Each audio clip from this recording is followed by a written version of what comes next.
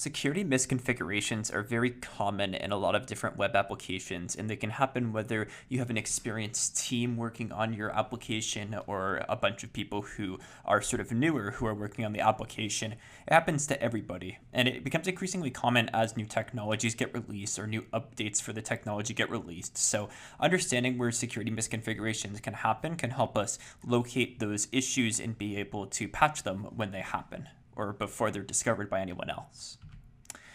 So one of the biggest things that typically happens is people will miss different types of security hardening. So things like this can be very simple. It can be things like compiling your application without protection such as stack protection.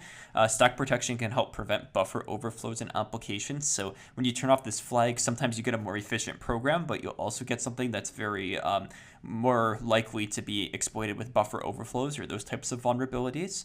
It can also happen with improperly configured cloud permissions. A lot of the time people will set up cloud environments, but they won't tweak the permissions and settings on them. From this, a lot of things can happen. I know recently there was a lot of talk about hard drive data being exposed from cloud instances, where you could literally just Google search for specific words and you can expose information from hard drives that shouldn't have been accessible from outside of the cloud environment. So these sorts of vulnerabilities come up fairly frequently in terms of missing those types of security hardenings. You have to have some awareness of what sort of security features you should be putting in place with, say, your cloud environments, so you can ensure that they're properly secured when people are attempting to access them. Sort of down the same sort of road as this is unnecessary features. This can include a lot of different aspects. Things like ports, accounts, and software are some of the most common.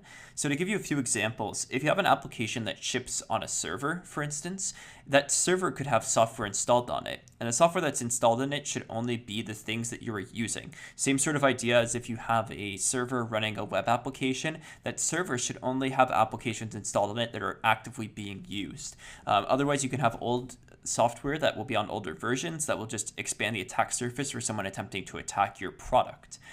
Enabling accounts that aren't used is a fairly straightforward idea. If you have accounts that are on the system, they should serve some sort of purpose, whether they're user accounts or administrative accounts or things for scheduling tasks. Setting up accounts that aren't actually used is a big problem because they could be potentially weak points where someone could attack and then do escalation of privilege to be able to compromise the account to get administrative access.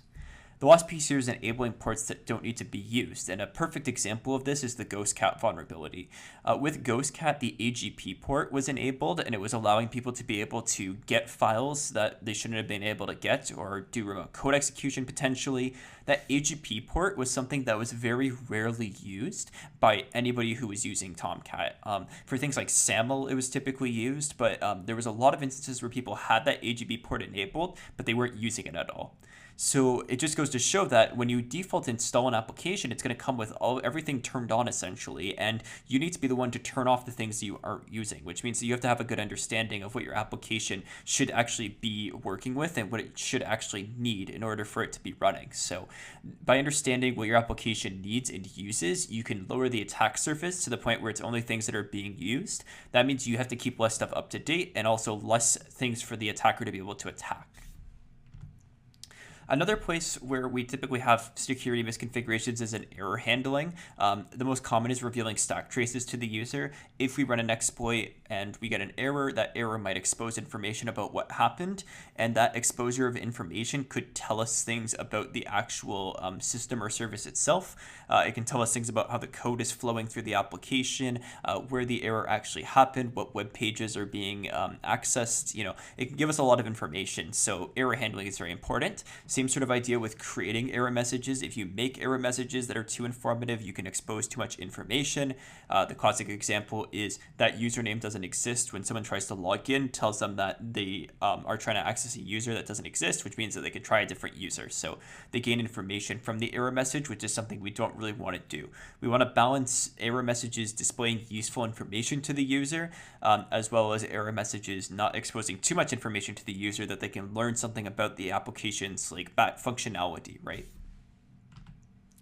And then default configurations, which I sort of touched on with the idea of like the Tomcat AGP port. So when you install things, there'll be a default configuration. That default configuration is rarely, if ever, secure. You want to make sure that you are altering those default configurations to be as secure as possible. So changing default passwords, removing any default accounts, closing any ports that aren't using, stuff like that, right? So a lot of common attacks can leverage like default credentials, for instance, default configurations, just any sort of weakness that may exist on the system due to a default configuration can commonly be attacked. So in order to mitigate security misconfigurations, there's a few different things that we should keep in mind. The first is that we should create a repeatable process that we can do to complete our configuration on updates and upgrades. So for example, if we're going back to GhostCat, if I update Tomcat to the newest Apache Tomcat version, we also want to make sure that we apply all the same hardenings that we did to the previous version. So in order to do this, we should have some repeatable process that can sort of like automate that. So just like a quick script that we can run that runs through our configuration and sets it all up again when we have to update or upgrade components. Along with this, we should utilize a minimal platform with no unnecessary features. So if we're using like a Linux server, for instance, we should uninstall everything that we aren't using that isn't necessary. Anything that's default that comes with it that we don't need, we can just remove it. That way we can lower the attack surface and make things a little bit cleaner, right? In addition to this, if we're shipping the product to a client, we should advise the client on the proper security procedures and patches. If they need to apply anything after a patch is applied, or if they need to adjust anything on their system, they should know how those sort of things happen. And if we ever get any vulnerabilities reported to us, we should create test cases for them so we can ensure that regressions don't occur. So every single time we get in a vulnerability report, we create a test case, we patch it, we run our test case to make sure it doesn't work anymore. Every future version and every future patch, we run that vulnerability scan up against our system to make sure we didn't have any sort of regressions that are going to cause that vulnerability to come back. So these would be the sort of ways that you can mitigate security misconfigurations, and this will give you a general idea of how you can notice these misconfigurations to be able to detect and patch any sort of problems that come out of them.